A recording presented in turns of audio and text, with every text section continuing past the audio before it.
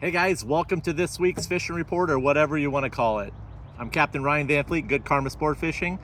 And before I get started, I just wanted to wish, or not wish, but I hope you guys had a awesome Father's Day out there. So let's get started. So what I'm gonna do is I'm just gonna start from last Sunday and kind of work through a little bit from the week, and then add in some other stuff, which I usually do. So, and give you guys a projection of the month here, what I'm seeing a little bit. It's not your usual fishing report, so, or whatever you want to call it. Sometimes I think this is a fishing report, but it's like a little mixture of some stuff. So, okay, last Sunday, when I was going out, there was a lot of dock chatter, which I usually hear from the guys at the marina. I was hearing fishing sucks out there, can't catch a mutton snapper, it's better in Miami. That's usually the excuse. It's better in Miami. So, and then just a lot of stuff. So I guess it was a challenging day. Honestly, it wasn't challenging for myself or Jeff Perez from Project Reel. So Jeff has been listening to my podcast since we started, and just develop a relationship over the years. At Project Reel YouTube, we've got some videos on there from old school stuff, which is a lot of fun. So we had a really good day last Sunday. It was a slicker, calm day, but like I've mentioned before, the fish just are not reacting the same, and they're not.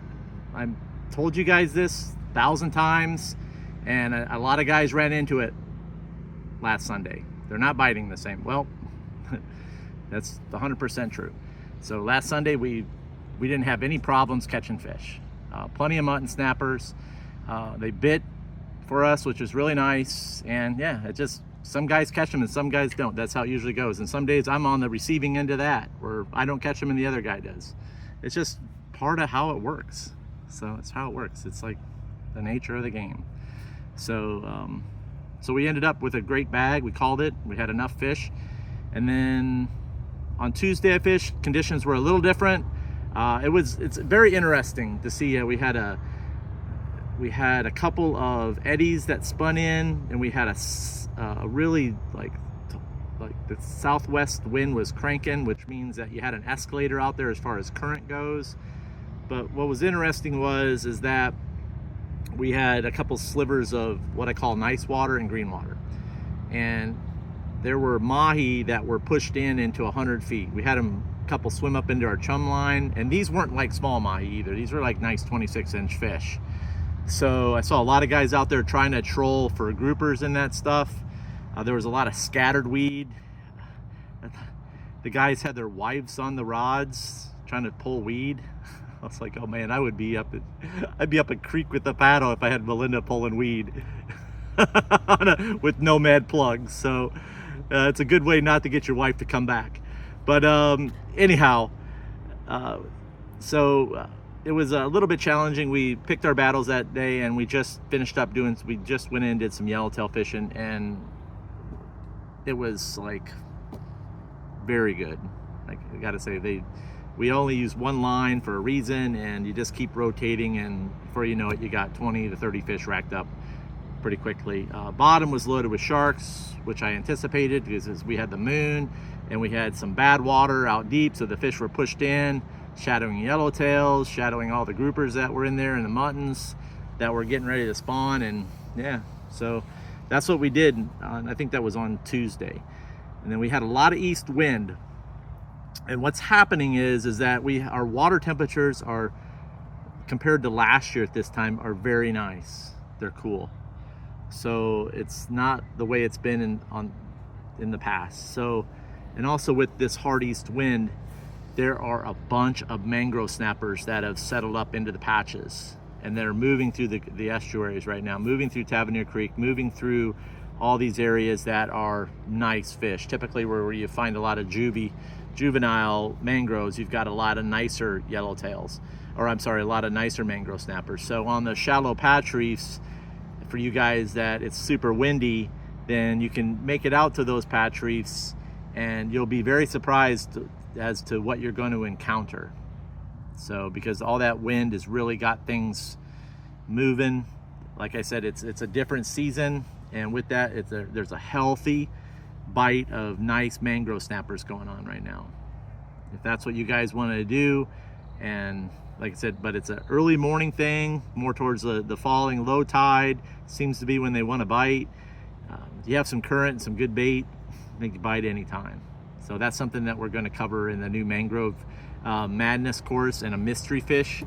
And I'm not going to announce the mystery fish until it's after, but it's a fish that everybody wants to catch, that likes to go deep dropping. So I'll just give you, and it's not a snowy. So we're going to, and it's not a golden.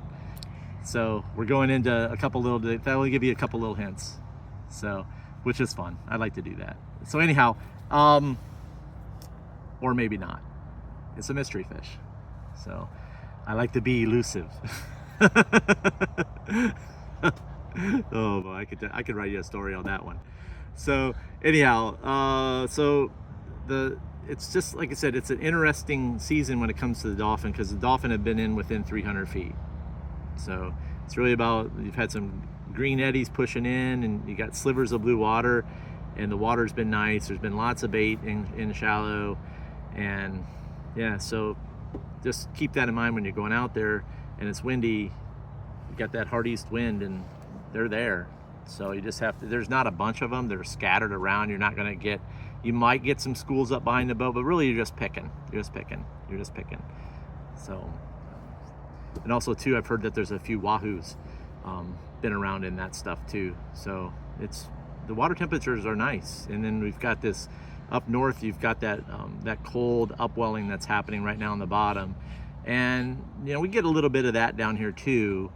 And sometimes that'll do weird stuff to the bite. You just got to know how to fish that stuff. And the fish are very sensitive to what they're eating in an upwelling versus that. So, and how they're going to react. So they're not really like, what's the word for it? They're not too aggressive, and you just got to fish them like you would cold water. You know, fish don't like to move very much. So maybe I'm being a little elusive. Okay. What else to look for here coming up? And like I said, we've got the you've got the dolphin fishing the rest of the summer, and then we got the mangrove snapper bite, which is, I would say it's on pretty good. I would say it's kicked in early a little bit. So I'm super excited for that, because it's actually bringing in some other fish that are fun to catch and a really good quality size. For myself, I don't like to target a lot of smaller mangroves. I'm more for quality size mangrove for clients. We're looking for 18 plus inch fish. So that's mostly what I like to do the most. So, and then we just, you know, like I said, I'm looking for good quality eats. It's really a couple good quality fish beats racking up a couple, like a whole bunch of dock pets, I guess you can say. Leave the dock pets alone. And I'm not being one of those guys either. Well, no, I am being one of those guys. So, fishing the fillet tables. Okay.